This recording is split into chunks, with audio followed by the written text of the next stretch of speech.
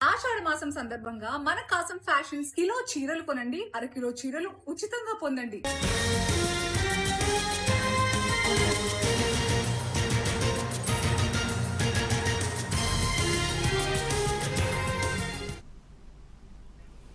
భద్రాచలం వద్ద గోదావరి ఉగ్రరూపం దాల్చింది. ఎగువన కాళేశ్వరం వైపు నుంచి వరద పోటెత్తుతోంది.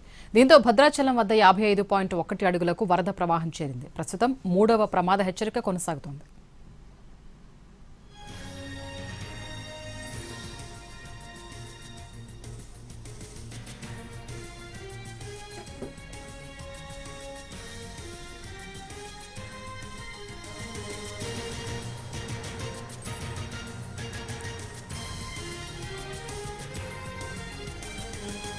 అటు నీటి మట్టం పెరగడంతో దుమ్ముగూడెం భద్రాచలం మధ్య రాకపోకలు నిలిచిపోయాయి. దుమ్ముగూడెం మండలంలోని పర్ణశాల వద్ద స్నానఘట్టాలు సహా సీతవాగు వద్ద సీతమ్మ నారచీరలు, స్వామివారి సింహాసనం, ఐరన్ ఫుట్ బ్రిడ్జ్ నీట మునిగాయి.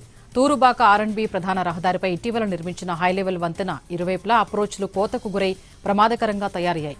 ఎగువ నుంచి ఉన్నట్టుండి వచ్చిన వరద చుట్టుముట్టడంతో చెర్ల మండలంలోని వీరాపురం శివారి ఇసుక క్వారీలో దాదాపు 44 మంది లారీ డ్రైవర్లతో పాటు స్థానికులు చిక్కుకుపోయారు.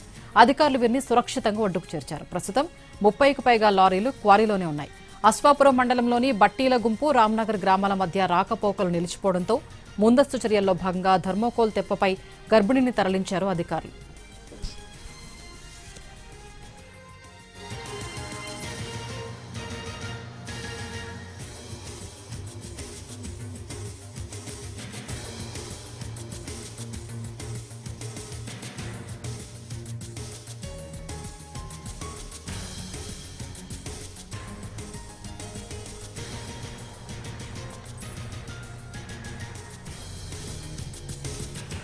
భద్రాచలం వద్ద గోదావరి వరద అంతకంతకు పెరుగుతోంది. ఇప్పటికే 55 అడుగులు దాటడంతో వరద ప్రభావం అంతా భద్రాచలం పట్టణంలోకి వచ్చే అవకాశం ఉంది.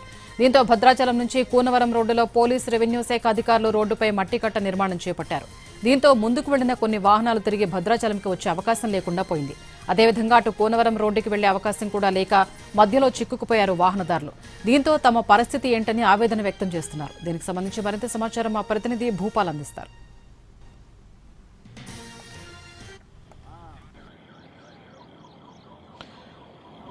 ఎగువన కురిసిన వర్షాల వల్ల భద్రాచలం వద్ద గోదావరి అంతకంతకు పెరుగుతున్న పరిస్థితి ఉంది. దాదాపుగా 24 గంటలు అంటే మొన్న సాయంత్రం నుంచి శరవేగంగా పెరుగుతుంది. ఆ పెరుగుతున్న నేపథ్యంలో కేవలం 1.5 రోజుల వ్యవధిలో 27 అడుగుల వరకు గోదావరి పెరిగిన పరిస్థితి. ఇంత స్పీడ్గా అంటే వాతావరణం అనుకూలమైన పరిస్థితుల్లో, ఎక్కడ వర్షాలు లేని పరిస్థితుల్లో, ఈ ప్రాంతంలో వర్షాలు లేని పరిస్థితులు ఇంత స్పీడ్గా పెరగడంతో కొంత ఆందోళనకరమైన పరిస్థితి ఏర్పడింది. ఇటు మనం చూస్తున్నాం, భద్రాచలం నుంచి ఛత్తీస్గఢ్, ఒడిశా, ఆంధ్రప్రదేశ్కి వెళ్లే ప్రధానమైన రహదారి. ఈ రహదారి నీళ్లు మొత్తం కూడా నీళ్లు వచ్చేసిన పరిస్థితి మనం చూస్తున్నాం. దీంతో ఇటు వాహనాలను కూడా ఎక్కడికక్కడ నిలిచిపోయిన పరిస్థితి. ఇటువైపు మనం చూడవచ్చు, ఇటు ఎటపాక మండలం అంటే అదేవిధంగా కూనవరం ఈ రహదారి మొత్తం కూడా వాహనాలన్నీ ఇటు లోపలికి వచ్చి చిక్కుకొని పోయిన పరిస్థితి ఏర్పడింది. అవతల సైడ్కి నీళ్లు వెళ్ళటానికి అంటే నీళ్లు రోడ్ల మీదకి రావడంతో వెళ్ళటానికి వీల్లేని పరిస్థితి ఏర్పడింది. దీంట్లో చాలా మంది చిక్కుపోయిన పరిస్థితి. ఇటు హైదరాబాద్ ఏరియా నుంచి వచ్చిన వాళ్ళు, వీళ్ళ వెహికల్స్ కూడా ఏంటి ప్రాబ్లం ఏంటి? हाँ सर, प्रॉब्लम क्या बोले तो मैं इधर से जा रहे थे सर,